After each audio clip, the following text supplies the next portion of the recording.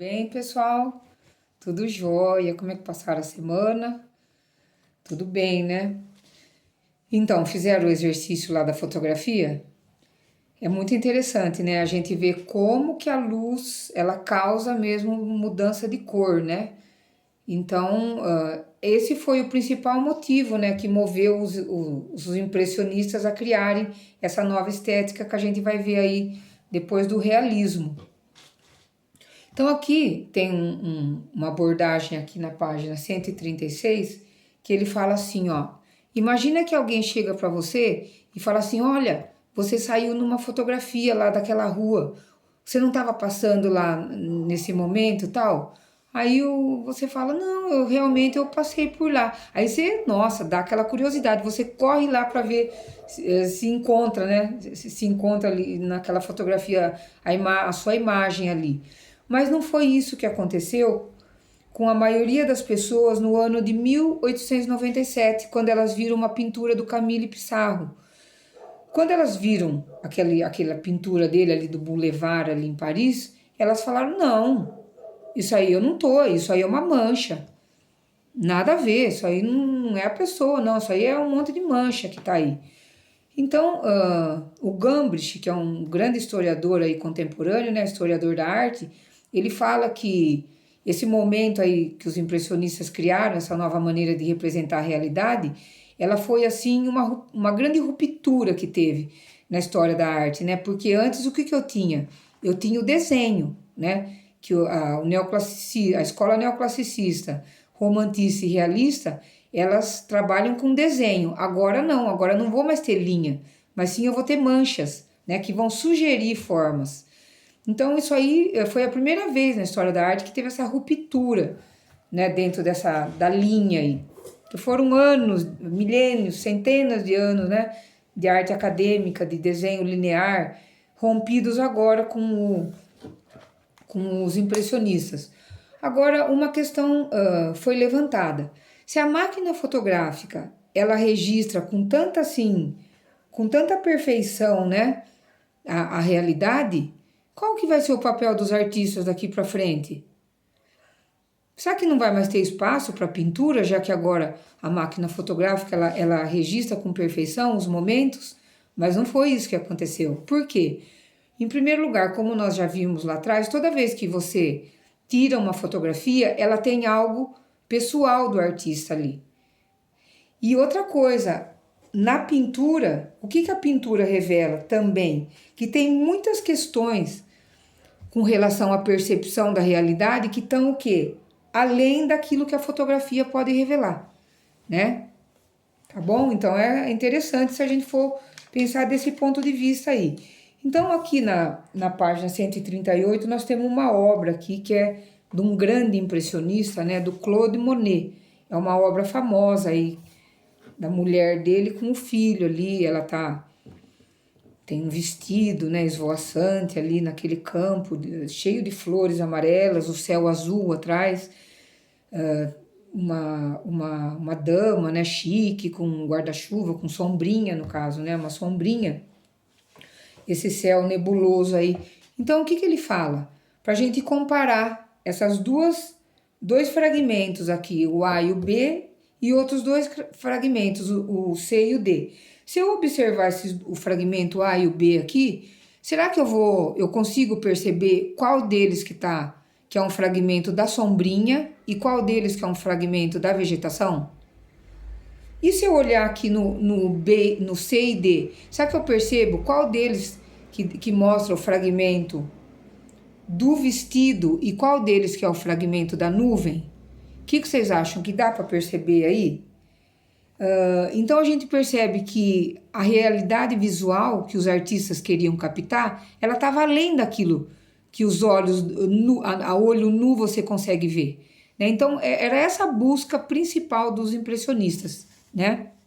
Então será que essa percepção da realidade, dessa realidade que está além do que a fotografia registrava, a gente percebe ela através das cores? Ou será que a gente percebe através das linhas? Então é uma discussão que é levantada, né, através dessa pintura. Porque lá na pintura realista, o que a gente tinha? que a pintura ela era uma janela do homem para a realidade. Agora, durante o impressionismo, isso vai mudar. Ela é uma janela do ponto de vista do artista para a realidade. Então, são duas maneiras de olhar o mundo diferentes, né? Uma é uma questão mais do homem para a natureza e a outra já tem o olhar do artista, né? É uma janela que ela tem uma cortina ali na frente e tem vários questionamentos que vão ser levantados nesse momento aí. Então a gente sabe assim que quando o Pissarro pintou aquela obra e teve aquele estranhamento, muita coisa mudou, né? Até os dias de hoje, porque por exemplo, o impressionismo, né? O impressionismo, o pós-impressionismo, que foi a escola que sucedeu o impressionismo, todos aqueles artistas, o Edouard Manet, o Claude Monet, o Pissarro, o Degas, o Renoir, mesmo os pós-impressionistas, o Gauguin, o Van Gogh, eles assim, eles são apreciadíssimos, né, no mundo atual. Então lá, quando as pinturas foram criadas, o que aconteceu? Causou aquele estranhamento nas pessoas, mas hoje isso é visto de uma maneira diferente, com outros olhos, né? Então, a gente sabe, assim, por exemplo, que lá no realismo, a realidade ela era apontada pelos homens da maneira como ela é. Agora, para os impressionistas, era o ponto de vista e o olhar de cada artista diferente. E a questão que também é levantada aqui é o seguinte: será que a gente tem pontos de vista diferentes? As pessoas olham de maneira diferente para o mundo? O que vocês acham, né? Vocês acham que todo mundo tem a mesma maneira de ver o mundo? Ele pergunta aqui, ó. Qual que é a importância, né, de cada um ter a sua própria maneira de olhar o mundo? Será que isso é importante? Então, é uma coisa para vocês pensarem aí. Agora, aqui nós temos, ó, no Aprimorando, nós temos primeiro aqui uma pintura do Monet. Que o Monet, ele assim, ele foi o primeiro, né? Ele é o pai do impressionismo, o Monet. Quando tem aquela exposição lá no Salão de Paris, que era o salão onde os pintores apresentavam as suas obras, a obra que ele apresentou lá, ela não está aqui, ela é impressão sol nascente. Então, tanto que o crítico que batizou o impressionismo de impressionismo, ele falou, isso aí a impressão que eu tenho é que é um pôr do sol. Ele usou esse termo, né? Eu tenho a impressão que isso aí é um pôr do sol. E realmente, a pintura impressionista, ela é assim, ela causa sensações, né? Você, através de manchas, né? Quer dizer, o olhar do artista. Então, se eu olhar para essa pintura aqui do Monet, da página 140, e depois eu olhar para uma foto do mesmo lugar, tentem achar aqui na foto a ponte japonesa, que aqui ele retrata o quê? Né? Uma ponte japonesa, porque o Monet, ele compra essa chácara, essa propriedade ali perto de Paris, chamada Giverny, e ele constrói um jardim ali, do jeito que ele queria. Então ele faz lagos, né? Passava um riacho por ali, ele aprisiona a água, faz diques, né? Ele faz tanques, ele coloca plantas aquáticas, as nenúfares. Tem série das nenúfares aquáticas que ele pintou. Essa ponte aqui japonesa, ele pinta muito. Ela pinta água, porque os impressionistas amavam pintar água, porque ela está em constante movimento. Então, para captar todas essas coisas aí, a luz própria do dia, né? E a gente sabe que eles tinham preferência, não, eles só pintavam lá fora. Eles saíram de dentro dos ateliês, os impressionistas. Também, o que proporcionou também essa saída deles? Porque foi criada o tubo, né? Lembra que eu contei para vocês? Então, a tinta durava mais dentro daquele tubo de estanho, porque antes a tinta era presa dentro de bexiga de porco. Agora não, agora como a tinta dura, nós vamos lá para fora. Nós vamos pintar direto na tela, nós não vamos fazer esboço de nada, nós queremos captar a fugacidade. A tela tem que ser pintada de maneira rápida para captar os efeitos da luz, né? Agora, gente, tem uma outra abordagem aqui que eu achei muito legal. Tem um neurocirurgião australiano, ele se chama. Deixa eu ver aqui, ó. Putz, esqueci o nome agora do cara.